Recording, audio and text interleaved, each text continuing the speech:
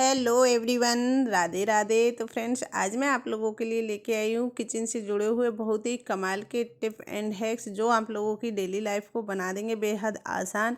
इन्हें अपनाकर आप आपका समय और पैसा दोनों ही बचा सकते हैं। चलिए फिर देख लेते हैं बिना कोई देरी किए। वीडियो पूरी वॉच करिएगा फ्रेंड्स, और अच्छी लगे तो लाइक एंड शेयर भी ज़रूर करिएगा और कमेंट करके ज़रूर बताइएगा। तो सबसे पहले वाली टिप्स है हमारी जो किचन के बल्ब है या फिर घर में जो ट्यूबलाइट लगी है उनमें जो इस तरीके से गंदगी छा जाती है और फिर वो कम उजाला करने लगते हैं, तो इनको हम कैसे साफ़ करें। और वैसे भी फिलहाल अब त्यौहार आना शुरू हो गए हैं, तो हमें घर की साफ़ सफाई भी करना शुरू करना है। तो धीरे धीरे हम सफाई करना क्यों ना शुरू करें। तो यहाँ पे मैंने सबसे पहले आप लोगों को दिखा रही हूँ लाइट को के बल्ब और ट्यूबलाइट को किस तरीके से हम क्लीन करेंगे। तो उसके लिए हमें क्या चाहिए वो भी मैं आपको बता देती हूँ। तो यहाँ हमें कोई भी बर्तन ले लीजिए और उसमें आप डाल दीजिए बेकिंग पाउडर यानी कि मीठा सोडा। और साथ में ही अब हमें इसमें दूसरी चीज़ क्या डालनी है, तो 1 चम्मच मैंने यहाँ बेकिंग पाउडर ले लिया है। और अब मैं यहाँ ले लूँगी दूसरी चीज़ है, आपको एक लेमन ले लेना है। आपको जितना आपका मीठा सोडा है उतना ही आपको लेमन लेना है। तो यहाँ पे मैंने एक लेमन कट किया और उसमें से आधा मैंने इसमें डाल दिया है। इसका हमें पेस्ट ज़्यादा पतला नहीं करना है, थोड़ा गाढ़ा ही पेस्ट रखना है ताकि ये हमारे जो बल्ब है उस पर अच्छे से लग जाए, ताकि बहे ना। तो यहाँ पे मैंने इसमें आधा लेमन किया है, पूरा नहीं किया है। और अब इसे मैं अच्छे से मिक्स कर लूँगी। तो यहाँ पे मैंने स्पून से इसको अच्छे से मिक्स कर लेना है। और अब हमें क्या करना है कि जो हमारा बल्ब है ये बहुत ज़्यादा चिकनाहट है क्योंकि किचन का बल्ब है। तो इसको हम किस तरीके से क्लीन करेंगे, तो यहाँ पे मैं हाथ से ही इसे लगाऊंगी क्योंकि स्पून से ये लगेगा नहीं। तो इस तरीके से बल्ब के ऊपर हमें ये लगा देना है। जो घर में ट्यूबलाइट बल्ब हमारे बहुत ज़्यादा गंदे हो गए हो तो उनको आप इस तरीके से क्लीन कर सकते हो। जो किचन का है वो तो बहुत ज़्यादा चिकनाट और बहुत ज़्यादा गंदगी का हो जाता है, तो वो अच्छे से साफ़ नहीं हो पाता। लेकिन ये वाली जो टिप्स है आप इससे अगर एक बार ट्राई करोगे तो सच्ची बता रही हूँ बहुत अच्छे से क्लीन हो जाएगा। तो यहाँ पे इस तरीके से मैंने इसके ऊपर लगा दिया और लगाने के बाद में फिर हमें इसे 5 से 10 मिनट के लिए छोड़ देना है। जी हाँ फ्रेंड्स, इसे आप 5 से 10 मिनट के लिए छोड़ दीजिए। तो ये देखिए मैंने इस तरीके से लगा के इसको 5 से 10 मिनट के लिए छोड़ दे रही हूँ। यहाँ पे मैं ट्यूबलाइट भी आपको क्लीन करके दिखा रही हूँ। ट्यूबलाइट मेरी रूम की है तो ये इतनी ज़्यादा गंदी नहीं है, लेकिन गंदी है तो इसको भी मैं अच्छे से क्लीन करके आपको दिखा देती हूँ। तो इस तरीके से आपको ट्यूबलाइट के ऊपर भी अच्छे से लगा देनी है यही सॉल्यूशन। तो यहाँ पे मैंने दोनों के ऊपर अच्छे से लगा दिया है।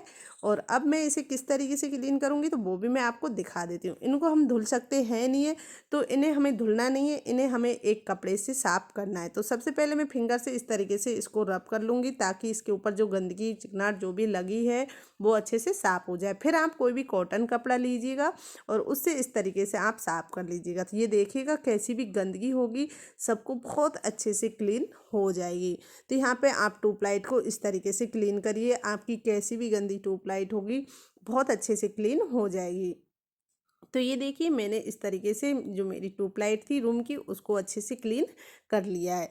ना इसको हमें धुलने की ज़रूरत पड़ी, ना ही इसमें कुछ मतलब लिक्विड ज़्यादा अंदर गया है और कुछ भी, ये बहुत अच्छे से क्लीन हो गई है। तो ये देखिए इस तरीके से आप ट्यूबलाइट को बहुत ही इजी क्लीन कर सकते हो। तो यहाँ पे मेरी ट्यूबलाइट एकदम अच्छे से क्लीन हो गई है। अब बारी आती है बल्ब को। बल्ब को हमें किस तरीके से क्लीन करना है, क्योंकि बल्ब पे बहुत सारे ज़िद्दी दाग लगे हैं, बल्ब पे चिकनाहट है बहुत ज़्यादा और वो इस तरीके से क्लीन नहीं होगी। तो बल्ब की चिकनाहट को हम किस तरीके से क्लीन करें तो वो भी मैं आपको बता देती हूँ। तो ये देखिए ट्यूबलाइट मेरी एकदम से अच्छे से साफ़ हो गई है। अब मैं यहाँ क्लीन करती हूँ बल्ब को। तो बल्ब के लिए हमें क्या करना है कि जब इस पे इस तरीके से इसको हम फिंगर से साफ़ करेंगे छूट जाएगा, लेकिन हमें थोड़ा ज़्यादा रब करना पड़ेगा। तो ज़्यादा रब करने की ज़रूरत नहीं है, हमें ज़्यादा रब नहीं करना है, हमें बस इसके ऊपर लेना है स्क्रब। जी हाँ फ्रेंड्स, ये जो स्क्रब होता है ये स्क्रब लेना है। इसमें मैंने कुछ नहीं लगाया, सिर्फ स्क्रब ही है और इससे बस आपको इसको रगड़ देना है। बस इसी तरीके से आपको रगड़िए। ये हल्का सा गीला है, इसी में दबा के इसको मैंने लिया है, हल्का सा गीला है बस। और इससे इस तरीके से आपको पोंछ देना है और आपका जो बल्ब है इतनी अच्छे से क्लीन हो जाएगा कि आप खुद भी नहीं सोच पाओगे कि बल्ब वाकई इतने अच्छे से क्लीन हो गया। हमें सिर्फ इससे हल्का सा रब ही करना है, हमें कोई रगड़ना नहीं है। और जो ये साइड में होल्डर है इस पे थोड़ा सा हमें रब करना पड़ा है, बस जो भी आपके सामने है वही किया है। और गीला ज़्यादा नहीं करना है क्योंकि बल्ब के अंदर पानी नहीं जाने देना है, एलईडी इनकी ख़राब हो जाती है। तो इस तरीके से बस हमें साफ़ करना है और फिर हमें कोई जो कपड़ा है उससे इसको साफ़ कर देना है, धुलना नहीं है। बस इस तरीके से हम इसको कपड़े से साफ़ कर देंगे और आप देख सकते हो कितने अच्छे से क्लीन हो गया है। तो बस इसी तरीके से आप बल्ब को क्लीन कर सकते हो। तो ये देखिए इसके ऊपर आप पहले देख सकते हो कितनी चिकनाहट थी, कितनी गंदगी लगी हुई थी और अब ये कितने अच्छे से क्लीन हो गया है। तो उम्मीद करती हूँ छोटी सी टिप्स है आपको पसंद आई होगी। आप मेरी वीडियो कहाँ से देख रहे हो प्लीज़ कमेंट करके ज़रूर बताना, और आपको मेरी टिप्स कैसी लगी ये भी आप कमेंट करके ज़रूर बताना। और आपकी एक लाइक और एक कमेंट मेरे लिए बहुत ज़्यादा महत्व रखता है। तो प्लीज़ वीडियो को लाइक एंड शेयर और चैनल को सब्सक्राइब ज़रूर करना। तो ये वाली टिप्स है हमारे इस तरह की जो पॉलीथीन होती है कपड़े वाली, अक्सर हम मार्केट से कुछ ना कुछ लेके आते रहते हैं तो उसमें आ ही जाती है, और इसे आज मैं आपका बहुत अच्छा यूज बताऊंगी। तो क्या करना है कि सबसे पहले हमें इसके जो हैंडल हैं उनको कट कर लेना है। तो यहाँ पे कुछ इस तरीके से इनको कट कर लिया है मैंने हैंडल्स को, और अब आगे मैं इसको भी पूरी को आपको कट करके दिखा देती हूँ। तो हमें इसे किस तरीके से कट करना है और किस लिए इसे यूज में लेना है तो वो भी मैं आपको बताती हूँ।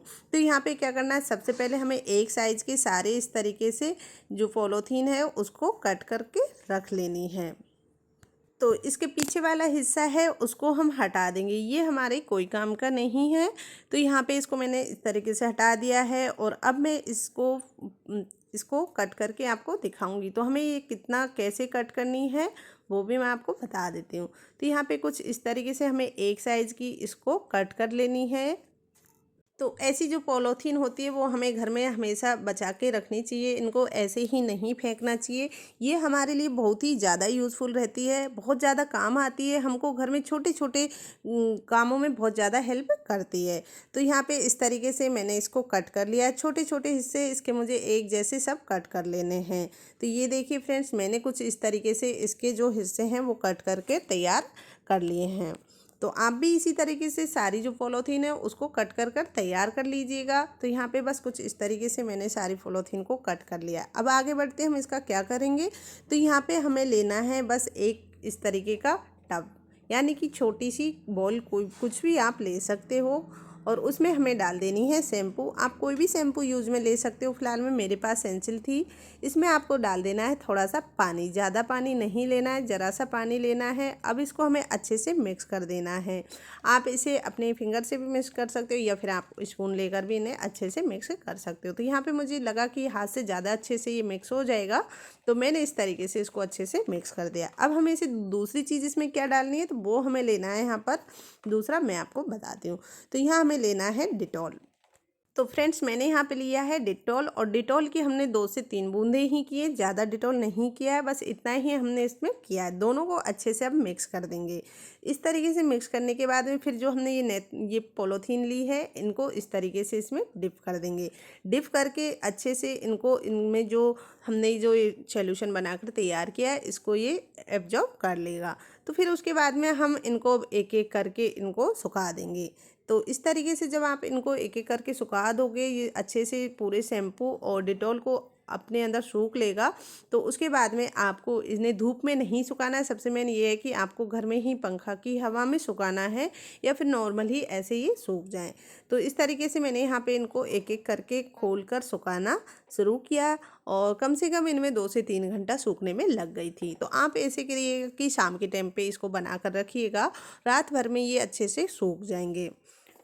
तो अब ये हमारे सॉफ्ट पेपर बनकर तैयार हो गए। जैसे कि हम बच्चों को स्कूल में सॉफ्ट पेपर भेज सकते हैं हाथ धोने के लिए, तो इस तरीके से मैं आपको एक को बता देती हूँ। जब ये सूख जाएगा उसके बाद में आपको पहले अपना हाथ गीला करना है।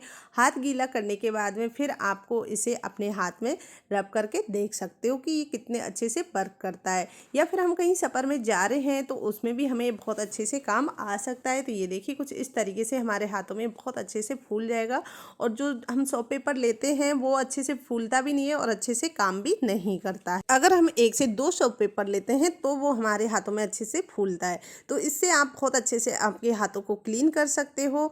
ये आप के बच्चों को स्कूल के लिए या फिर घर पे या फिर कहीं सफ़र पे जाने के लिए आप लोगों को बहुत ही ज़्यादा यूज़फुल रहेगा। तो इस तरीके से आप इसे यूज़ में ले सकते हो। उम्मीद करती हूँ छोटी सी टिप्स है आपको पसंद आई होगी। तो इसी तरीके से आप भी इसे बनाकर घर पे ही तैयार कर सकते हो। चलिए फिर बढ़ते हैं अगली वाली टिप्स की ओर। ये वाली टिप्स है हमारे इस तरीके के जो वॉशरूम में हम यूज़ में लेते हैं मग, और धीरे धीरे पानी उनके ऊपर दाग छाने लगते हैं और ये इतना गंदा हो जाता है। तो हम इसे कैसे क्लीन करें बिना कोई ज़्यादा मेहनत के, तो इसके लिए मैं बहुत ही इजी टिप्स बता रही हूँ फ्रेंड्स। तो यहाँ हमें क्या करना है, यहाँ पे लेना है हमें बेकिंग पाउडर, साथ में ही उसमें हमें लेना है लेमन। दोनों को अच्छे से मिक्स कर दीजिए और इनको अच्छे से मिक्स कर दीजिए। और उसके बाद में फिर आप इसका किस तरीके से यूज़ लेंगे तो वो भी मैं आपको बता देती हूँ। तो यहाँ पे कुछ इस तरीके से हम इसको मिक्स कर देंगे और मिक्स करने के बाद में फिर हमें इसको रख देना है मग के ऊपर। तो यहाँ पे मैं सिर्फ नीचे की साइड में आपको मग को बाहर से क्लीन करके दिखा रही हूँ, अंदर से क्लीन नहीं कर रही हूँ, ताकि आप जान सको कि मग कितने अच्छे से क्लीन हो सकता है। तो इस तरीके से आपको इसके ऊपर चारों तरफ डाल देना है, ज़्यादा कुछ करना नहीं है। आप देख सकते हो अभी इसका कितना वो निकल रहा है। यहाँ पे मैं ब्रश से इसको चारों तरफ फैला रही हूँ, क्योंकि हाथ से तो ये फैलेगा है नहीं, अच्छे से लगेगा नहीं। तो यहाँ मैंने टूथ ब्रश लिया है और उससे इसके ऊपर अच्छे से चारों तरफ लगा रही हूँ। 5 से 6 मिनट के लिए आप इसे लगाकर छोड़ दीजिए। और उसके बाद में फिर आपको क्या करना है, यहाँ पे टूथब्रश लेना है और टूथब्रश से इस तरीके से रब कर दीजिए। अगर आप टूथब्रश से नहीं रब कर पा रहे हो, टूथब्रश में काफ़ी टाइम लगता है इसको रब करने में, क्योंकि टूथब्रश थोड़ी सी ही जगह घेरता है, तो उसकी जगह आप इसे क्लीन करने के लिए उससे सबसे ज़्यादा जल्दी क्लीन होगा तो वो आप यहाँ पे ले लीजिए जो हम बर्तन धोते हैं वो वाला जूना। तो यहाँ पे मैं ले रही हूँ स्टील वाला जूना, जिससे कुछ ही मिनटों में बस 2 से 3 बार आपको रब करना है और उससे बहुत जल्दी रब हो जाएगा और बहुत अच्छे से क्लीन भी हो जाएगा। तो यहाँ पे कुछ इस तरीके से बस जूना लीजिए और उसको चारों तरफ हल्का सा रब कर दीजिए। ज़्यादा भी रब करने की ज़रूरत नहीं पड़ेगी, आप बहुत ही इजी इसको रब करके साफ कर पाओगे। तो बस इसी तरीके से यहाँ पे आपको चारों तरफ अच्छे से रब कर देना है और कुछ ही देर में आप देखोगे कि आपका जो मग था जिसमें इतने जिद्दी दाग लगे हुए थे पानी के, वो क्लीन कैसे हो गया। और हमें अंदर साफ नहीं करना, हमें सिर्फ बाहर ही साफ करके दिखाना है, अंदर हम आपको बाद में दिखा देंगे। लेकिन अभी मैं सिर्फ एक साइड का आपको क्लीन करके दिखा रही हूँ।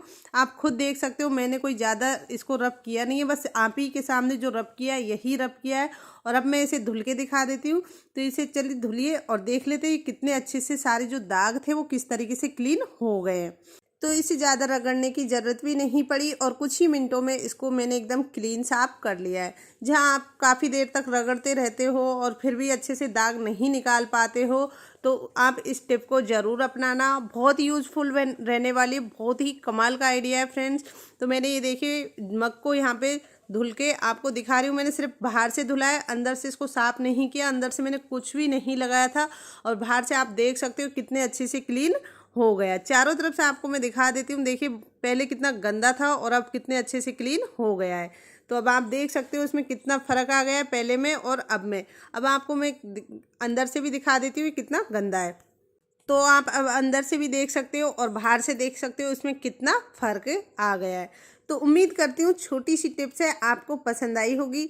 तो प्लीज़ वीडियो को लाइक एंड शेयर और चैनल पे नए हो तो चैनल को सब्सक्राइब जरूर करें। तो फिर बढ़ते हैं अगली टिप्स की ओर। टिप्स है हमारी यहाँ पे इस तरीके जो हमारी वाइट सफ़ेद शर्ट होती है या फिर कॉलर उनकी इस तरीके से गंदी हो जाती है, बहुत ज़्यादा गंदी हो जाती है। तो हम इन्हें किस तरीके से क्लीन करें, ये तो चलो इतनी ज़्यादा नहीं है, लेकिन आपकी शर्ट पे कैसा भी दाग लगा हो, कैसी भी आपकी शर्ट गंदी हो गई हो और उसको आपको बार बार रगड़ने पर भी वो सही से साफ नहीं हो पाती है, तो क्या करना है, सबसे पहले आप उनको इस तरीके से भिगो लीजिएगा। और भिगोने के बाद में फिर आपको इस पर क्या लगाना है वो भी मैं आपको बता देती हूँ। तो यहाँ लेना है आपको कुछ नहीं, सिर्फ एक शैम्पू की पाउच। जी हाँ फ्रेंड्स, सिर्फ कोई भी शैम्पू ले लीजिएगा, आपको जो भी शैम्पू ठीक लगे वो आप शैम्पू ले लीजिएगा। और उसके बाद में फिर यहाँ पे इस तरीके से आपको इसके ऊपर डाल देनी है और उसके बाद में फिर आप आपके हाथों से इसे अच्छे से रब कर दीजिएगा। तो यहाँ पे मैंने सिर्फ शैम्पू लगाई है और शैम्पू को अब इस तरीके से मैं कॉलर पे रब कर दे रही हूँ। कॉलर पे बस इसी तरीके से हमें रब करनी है, ना हमें कोई ब्रश लगाने की ज़रूरत है और ना ही हमें कोई ज़्यादा इसको घंटों तक रगड़ने की भी ज़रूरत नहीं है। बस हम यहाँ कुछ ही मिनट के लिए इसको रब करेंगे अपने हाथों हाथों से। तो यहाँ मैं आपको दोनों हाथों से अच्छे से रब करके दिखा देती हूँ। ज़्यादा रगड़ना भी नहीं पड़ेगा, बहुत ही ईजी टिप है फ्रेंड्स। तो बस इसी तरीके से आपको इसको रब करना है और रब करने के बाद में फिर आप इसको धुल दीजिए। जहाँ पे आप कॉलर पे ब्रुश मारते हो, काफ़ी देर तक इसे रगड़ते रहते हो, लेकिन यहाँ आपको कोई ब्रुश लगाने की ज़रूरत नहीं है। यहाँ सिर्फ आपको फिंगर से इस तरीके से रब करना है बस, और कुछ नहीं करना है। मैंने दोनों हाथों से बस इसी तरीके से इसको रब किया है और अब इसको मैं आपको धुल के दिखा देती हूँ। देख लेना, कितनी भी आप एक बार ट्राई ज़रूर करिएगा, कितनी भी गंदी शर्ट होगी उसका भी बहुत अच्छे से क्लीन हो जाएगा, कैसा भी दाग लगा होगा वो भी अच्छे से निकल जाएगा। तो यहाँ पे अब मैं आपको इसको धुल के दिखा रही हूँ। तो फ्रेंड बस इसी तरीके से आपको ये धुल लेनी है और अब आप देख सकते हो इस पे पहले कितनी गंदगी जमी हुई थी और अब कितने अच्छे से ये क्लीन हो रही है। तो आपको कुछ नहीं करना है, बस आप 1 रुपए की शैम्पू से कितनी भी जिद्दी दाग होगा, कितनी भी गंदी शर्ट होगी उसको भी आप क्लीन कर सकते हो। जहाँ आप कॉलर को रगड़ने में काफ़ी टाइम लगता है, काफ़ी अच्छे से सही साफ़ नहीं हो सकती है। मेरे पास वाइट शर्ट नहीं थी इसलिए मैंने लाइट पिंक कलर में आपको इसको साफ़ करके दिखाया है। आप वाइट शर्ट की भी कॉलर को इतने अच्छे से क्लीन कर सकते हो। तो आप भी एक बार इस टिप को ज़रूर ट्राई करना। आपके घर में जो भी वाइट शर्ट को आप यूज़ में लेते हो, बच्चों की स्कूल की यूनिफॉर्म यूज़ में लेते हैं, घर में ऑफिस में जाने वालों की भी शर्ट को हम धुलते हैं तो कॉलर पे जो गंदे दाग दिखते हैं वो अच्छे नहीं लगते हैं। तो इस तरीके से आप आपके शर्ट को 1 रुपए की शैम्पू से ही क्लीन साफ़ कर सकते हो। बहुत ही यूज़फुल टिप रहेगी, उम्मीद करती हूँ आपको पसंद आएगी। चलिए देखते हैं अगली टिप्स। तो इस तरह की स्टील की हम मसालादानी सब यूज़ में कर लेते हैं और उसके बाद जब इसमें से जो मसाला गिरता है और वो बार बार में हमारी मसालादानी गंदी हो जाती है और इसे हम रोज़ रोज़ धुल सकते हैं नहीं है, और जल्दी से ये ख़राब ना हो तो उसके लिए हमें क्या करना चाहिए कि जल्दी से ख़राब भी ना हो और जो मसाला गिरे वो इसके अंदर ना गिरे। इससे इस तरीके से हम क्लीन कर लेंगे और उसके बाद में हमें इसमें क्या करना चाहिए जिससे कि जो मसाला गिरे तो वो इसमें अधपर में ही रह जाए। तो उसके लिए हमें यहाँ लेना है टिश्यू पेपर। जी हाँ फ्रेंड्स, आप कोई भी टिश्यू पेपर ले लीजिए और टिश्यू पेपर के बाद फिर इस तरीके से इसमें लगा दीजिए। इस तरीके से आप जब टिश्यू पेपर लगा दोगे और उसके बाद में जब आप जो मसालेदानी डिब्बे हैं उनको रखोगे और उसमें से जो भी गिरने वाला मसाला है वो इसमें अधपर में ही रह जाएगा और नीचे मसालेदानी गंदी नहीं होगी। तो गंदी नहीं होगी तो हमें बार बार इतने धुलनी भी नहीं पड़ेगी और जल्दी से ख़राब भी नहीं होगी और ना ही इसमें कोई जंग लगने वाली है। तो इस तरीके से आप इन्हें यूज़ में लीजिए जिससे आपकी मसालादानी भी बचेगी, आपका समय भी बचेगा और बहुत अच्छे से आप इसे यूज़ में ले भी सकते हो। तो यहाँ पे इस तरीके से आप मसालादानी को यूज़ में ले सकते हो। तो इस तरीके से जब भी कोई मसाला गिरेगा तो टिश्यू पेपर पे ही रह जाएगा।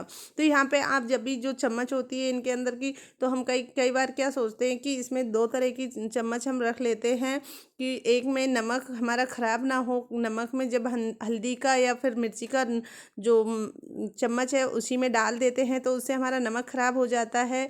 तो उसके लिए हम सिर्फ एक चम्मच हमें नमक के लिए यूज़ लेनी चाहिए और एक चम्मच हमें बाकी मसालों के लिए यूज़ में लेनी चाहिए। इस तरीके से लोगे तो आपकी मसालेदानी भी देखने में सुंदर लगेगी। तो अब बढ़ते हैं हम अगली टिप्स की तरफ। तो अगली टिप्स इसमें ये होता है कि कई बार फ्रेंड्स हम चले जाते हैं कहीं बाहर 8 से 10 दिन के लिए और उसके बाद हम वापस आते हैं तो हमारा मसाला हमें ख़राब मिलता है। तो ये ख़राब ना हो उसके लिए हमें क्या करना चाहिए कि जो मसालेदानी में जो नमक होती है उसे हम थोड़ा थोड़ा सारे मसालों में डाल देना चाहिए। इससे क्या होगा कि जो छोटे छोटे से कीड़े पई जैसे घुंसी जाला सा छा जाता है ना, वो नहीं लगेगा। तो इस तरीके से आप सारे जो मसाले हैं उनमें थोड़ा थोड़ा नमक डाल दीजिए। आपके 10 से 15 दिन तक बिल्कुल भी मसाले ख़राब नहीं होंगे। छोटी छोटी सी टिप्स है, उम्मीद करती हूँ आपको पसंद आई हो। तो प्लीज़ वीडियो को लाइक एंड शेयर ज़रूर करना। चलिए फिर बढ़ते हैं हम अगली वाली नेक्स्ट टिप के लिए। तो अगली टिप्स है हमारी इस तरह के जो साबुन के रैपर होते हैं, जैसे टाइट वाला, जैसे यहाँ पे मैंने डव वाला साबुन का रैपर लिया है और ये आप लोगों के लिए बहुत ही ज़्यादा यूज़फुल रहने वाला है। तो इसमें हमें सबसे पहले कर लेने छोटे छोटे से हॉल। तो यहाँ पे मैं एक बड़ा सा छेद कर लेती हूँ इसमें नाइफ से।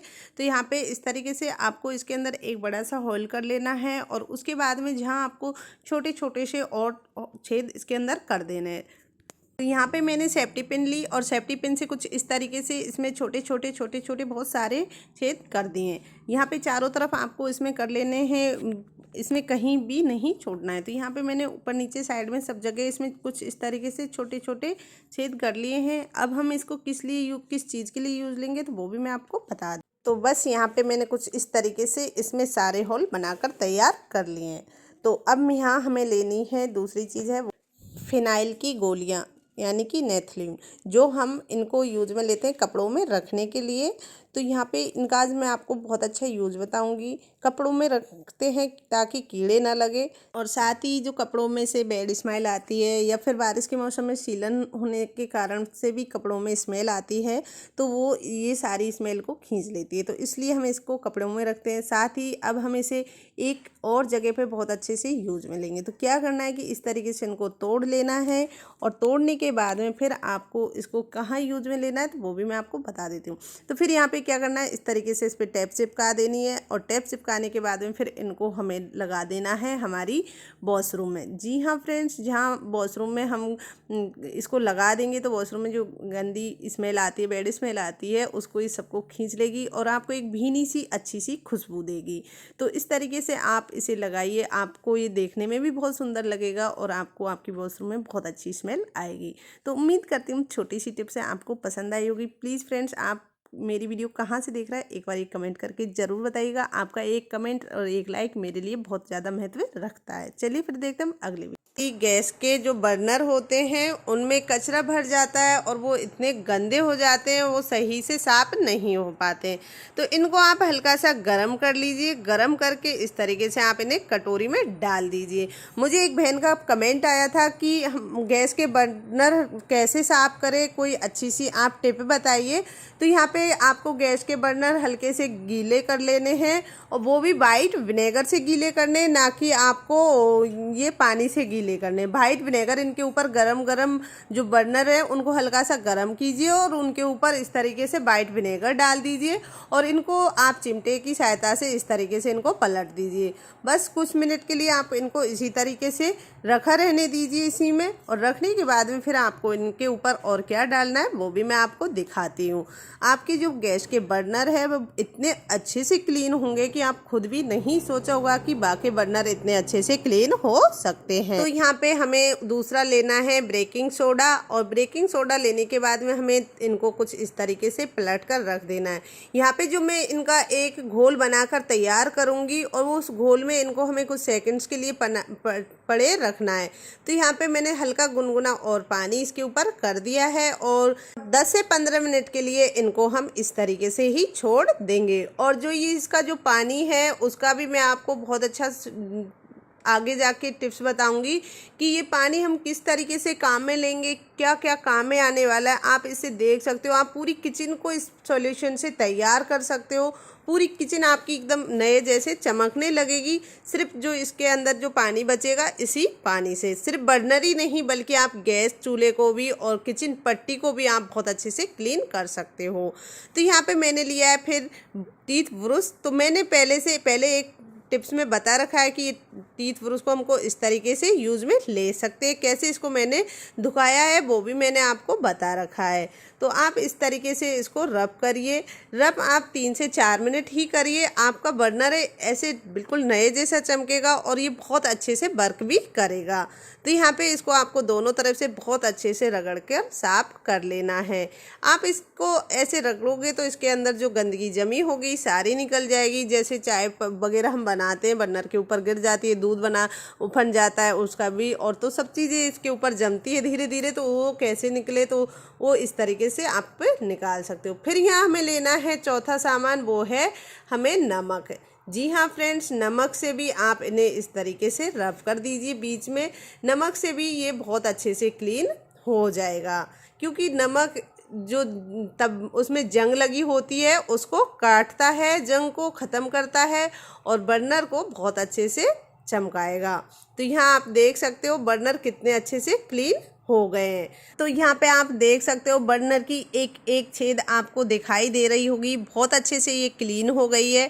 आपने चारों तरफ से देखा होगा पहले कितना गंदा था और अब ये कितने अच्छे से क्लीन हो गया है। तो आप भी कुछ इसी तरीके से इनको क्लीन कर सकते हो बिना कोई ज़्यादा झंझट के, ना ही ज़्यादा पैसे के। और अब अगली टिप्स है, हमारी एक कटोरी में हमें ले लेना है ये नमक। जी हाँ फ्रेंड्स, यहाँ आप 1 से 2 बड़े स्पून भरकर नमक ले लीजिए, 2 चम्मच। तो मैंने यहाँ पे नमक लिया है 2 चम्मच भरकर।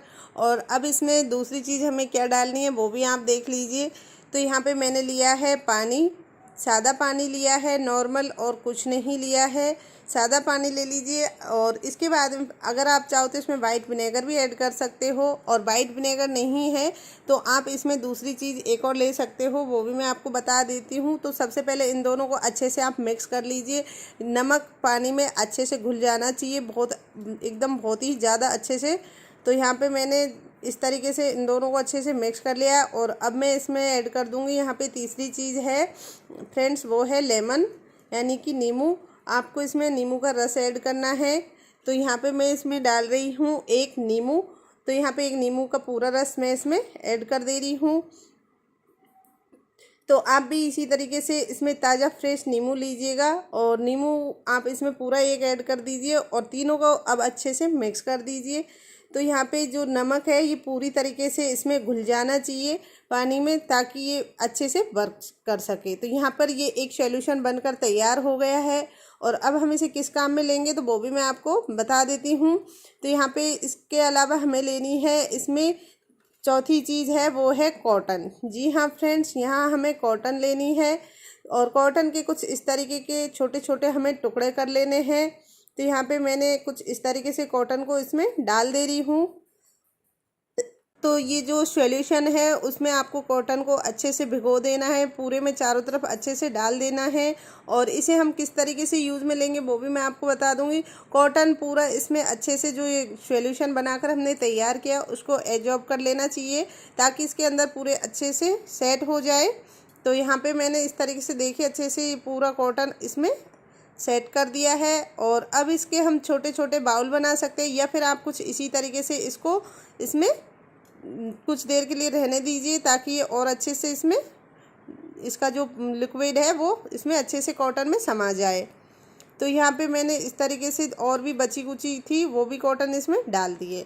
तो अब चलिए हम इसका यूज़ करते हैं। जैसे कि हमारे घर में जहाँ पे हमारी गेट है, खिड़कियाँ हैं, उन पर लग जाती है दीमक। तो इस तरीके से हमारे जो गेट की दरवाजे हैं उनको बिल्कुल दीमक ने खा खा के कुछ इस तरीके से पोले कर रखे हैं। तो इनमें आप इसको भर दीजिए, और इस प्रोसेस को आप वीक में 2 से 3 बार करिए। और लगातार अगर आप करते रहेंगे तो बहुत जल्द ही जो दीमक है वो ख़त्म हो जाएगी, जड़ से मिट जाएगी बिल्कुल, और बहुत ही ज़्यादा आपको यूज़फुल रहेगी।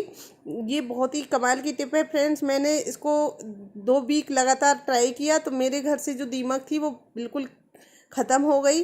तो इसी तरीके से बस इसके अंदर आपको नमक का जो ये सॉल्यूशन बनाया है नींबू और नमक का मिक्स करके, और तो इसको आप एक बार खुद भी ट्राई करना, बहुत ही काम आने वाला है। बस इसी तरीके से जहाँ जहाँ आपको लगता है आपके घर में जहाँ जहाँ दीमक लगी है वहाँ वहाँ पर आप कुछ इस तरीके से इसको रख दीजिए, और ये इसी तरीके से इसमें रखा रहेगा। तो इससे कि जो महक है और इसका जो सॉल्यूशन बनकर तैयार हुआ है इससे वो बिल्कुल भी नहीं रहेगी। आप एक बार इसको ट्राई ज़रूर करना, बहुत यूज़फुल रहने वाली है आप लोगों के लिए। तो मैंने तो बस इसी तरीके से इसको ट्राई किया, और शायद मैं आपको दिखा देती हूँ। देखो मेरे तो इसमें से दीमक थी जो निकल गई है, सब ख़त्म हो गई है। सारी दीमक धीरे धीरे ख़त्म होती चली जाएगी। तो आप भी इसी तरीके से एक बार ज़रूर ट्राई करना। मेरी तो जो गेट था उसको बिल्कुल दीमक ने खा के इस तरीके से ख़राब कर दिया था। तो फिर मैंने ये वाली टिप अपनाई तो मेरे को इससे बहुत ज़्यादा राहत मिली। तो यहाँ पे ये देखिए मैं आपको दिखा देती हूँ। तो इस तरीके से जो दीमक है वो धीरे धीरे मर के निकलेगी। तो यहाँ पे ये देखिए इस तरीके से मेरे घर में जो दीमक लगी हुई थी तो वो इस तरीके से इसको सिर्फ यही लगाया मैंने, 2 वीक लगातार इसको यूज़ में लिया और सारी दीमक मिट गई। तो आप भी आपके घर के जो गेट है, खिड़कियाँ हैं, जहाँ पर भी घर में अलमीरा है, जहाँ पे भी आपकी दीमक लग जाती है वहाँ पर आप इस टिप को ज़रूर अपनाओ, आपको बहुत यूज़फुल रहेगी। तो इसी तरीके से आप और भी जहाँ पे आपके घर में है वहाँ पे आप इसे यूज़ में लीजिए। तो मैं उम्मीद करती हूँ छोटी सी टिप्स है आपको पसंद आई होगी। और जो बाद में ये नमक है थोड़ा बहुत बच जाता है तो इसको भी आप इसी के ऊपर वापस कर दीजिए। वैसे मैंने तो इसको पूरे तरीके से अच्छे से इसमें सेट किया है और नाइफ की सहायता से इसमें अंदर दिया है। और इसके ऊपर आप इस लिक्विड भी इसका एक स्प्रे बोतल में भर के स्प्रे भी कर सकते हो। इससे ये नहीं है कि आप रुई के, लेकिन कॉटन से ये रहेगा कि इसकी जो महक है, इसमें जो एक सॉल्यूशन बनकर तैयार हुआ है वो बहुत अच्छे से वर्क करेगा। स्प्रे थोड़ी देर के लिए काम आती है, लेकिन ये कॉटन में अगर आप भर के डालोगे तो ये बहुत ज़्यादा आपको काम आएगी। चलिए फिर देख लेते हैं हम अगली टिप्स। अगर टिप अच्छी लगी हो तो फ्रेंड प्लीज़ वीडियो को लाइक एंड शेयर ज़रूर करना। तो अब बढ़ते हैं हम अगली टिप्स की ओर।